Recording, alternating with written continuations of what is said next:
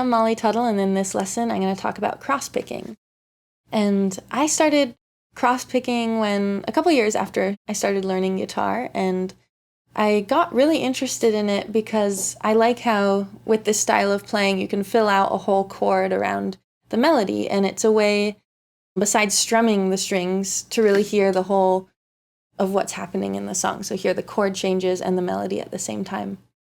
And there were a few guitar players I listened to who did a lot of cross-picking. I was a big Dave Rawlings fan. I'm still a huge Dave Rawlings fan. David Greer incorporates a lot of this style into his playing. Of course, Tony Rice, Clarence White, and also George Shuffler, who played with the Stanley Brothers. He was one who really incorporated a lot of cross-picking into his style of playing, and they were all people I listened to for this style. So what cross-picking is basically taking, could be 3 strings or more, and playing across the strings, alternating between the strings. And there's a bunch of different patterns you can use with this style of playing, but I'll show you a couple basic patterns. So let's say we take the 4th string, the 3rd string, and the 2nd string, and we're going to start with this pattern on the 4th string, and then play the 3rd string and the 2nd string. So we're not hitting the same string twice. We're alternating between the 3.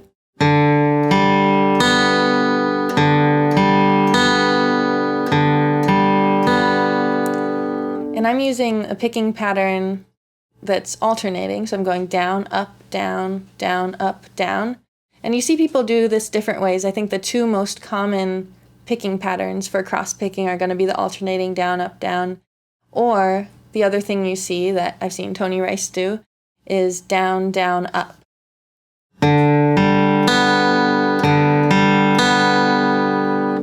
So you could try out both of those and see which sound you like more. I think the down, down, up has a bit of a smoother sound versus you can hear the definition of the notes maybe a little bit more with the alternating. So once you have that down, taking those 3 strings and playing each of them, then you string them together. So I think one of the cool sounds with cross-picking is you're taking 3 strings and sometimes putting it over a song that has 4 beats per measure. And so it sounds like this.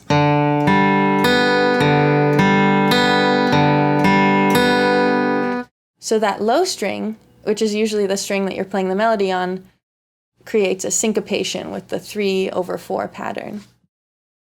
So if you're taking alternating pick direction, it's going to be down, up, down, and the second time you go back down to the low string, we're going to start on an up. So it'll be down, up, down, up, down, up, down, up, down, up, down,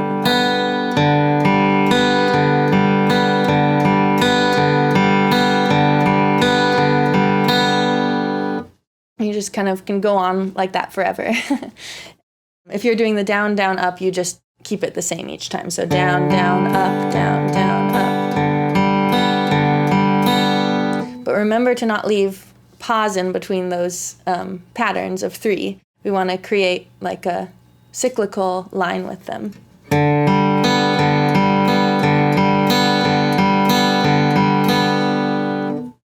So if we're taking this pattern and putting it in a measure of 4, we're playing 8th notes. So the cross-picking pattern that we're learning is playing all 8th notes.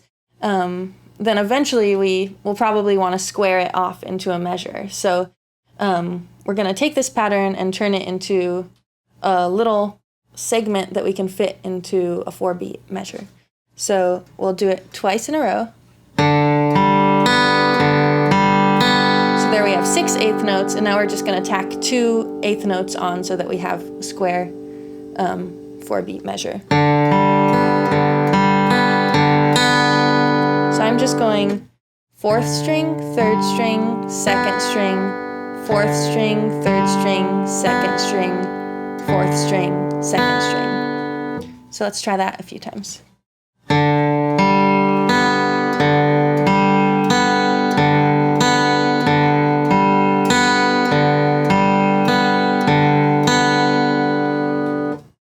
that. And if you're using the other pick pattern, you can go.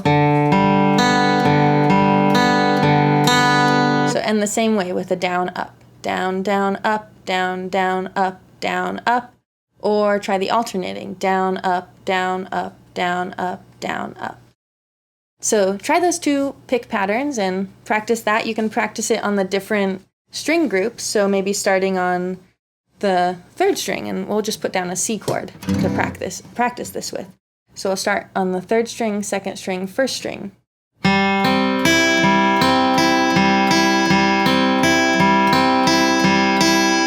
And now try starting on the fourth string.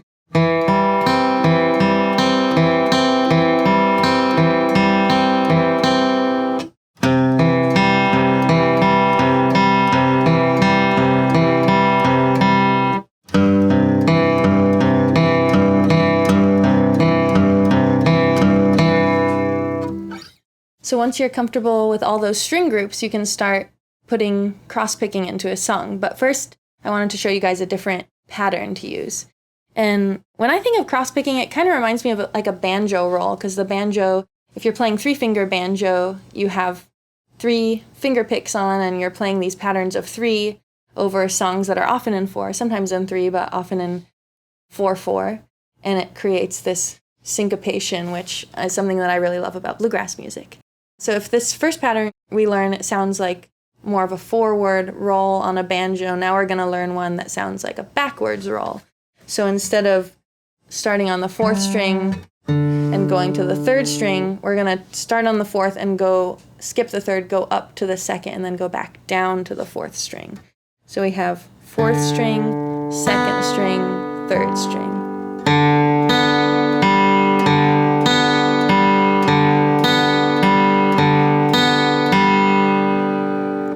So let me show you how to use this first cross-picking pattern in a song.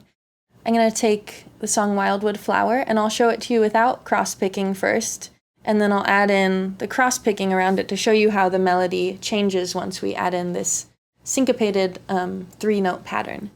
So this song, if you're familiar, I learned it from Mother Maybelle Carter, and there have been so many different guitar players playing their own versions of this song. But the melody goes like this.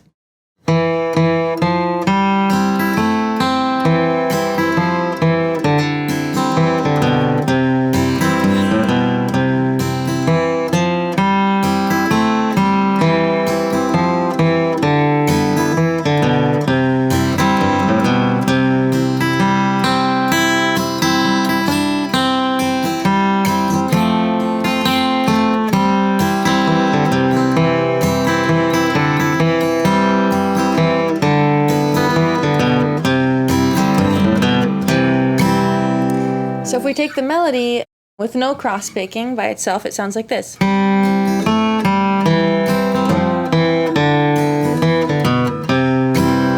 then when we add in the cross-picking, it'll sound like.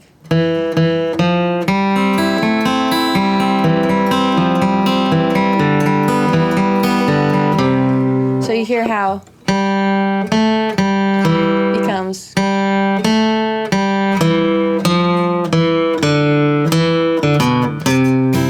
Takes those melody notes and puts them ahead of where you think they will fall instead of it becomes. And that's what syncopation is. It's melody that falls either ahead or behind of where you think it's going to be. So I'll break down that song now and show you how this pattern that we learned fits around the melody of Wildwood Flower. So we start off, our first melody line is,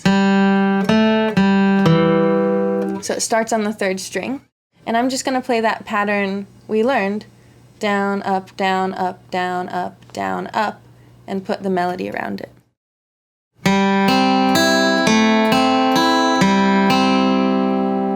And now we go down to the 4th string and play it around the next segment of the melody, which is a similar melody motif. So now we have this 2-finger C chord.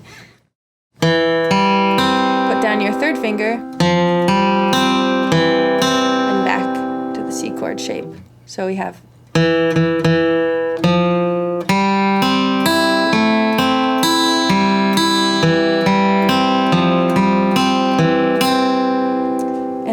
go to the G chord. So we have all open strings, just putting down that second finger for one note, and back to the C. And back to the top, so that's the whole A part of the song.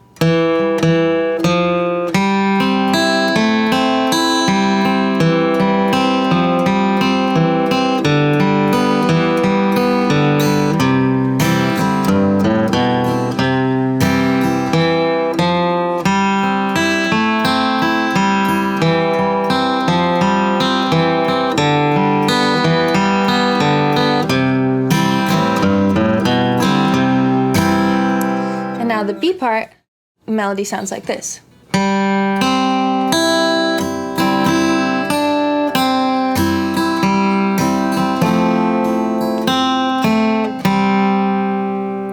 So this part gets a little trickier with our pattern because the first melody note is on the first string. So far we've had our melody mostly on the bottom string of the pattern.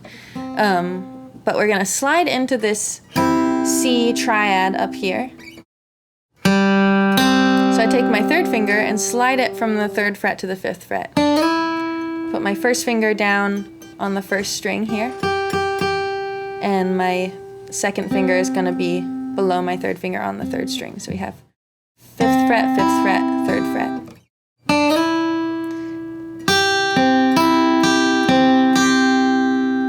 So it's similar to the pattern we learned, but we're starting on the 2nd string and adding a little pause after that.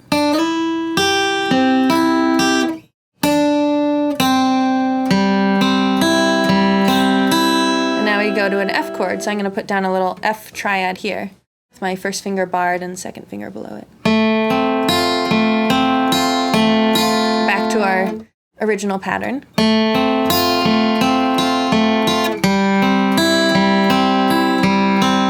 And then we finish off the song.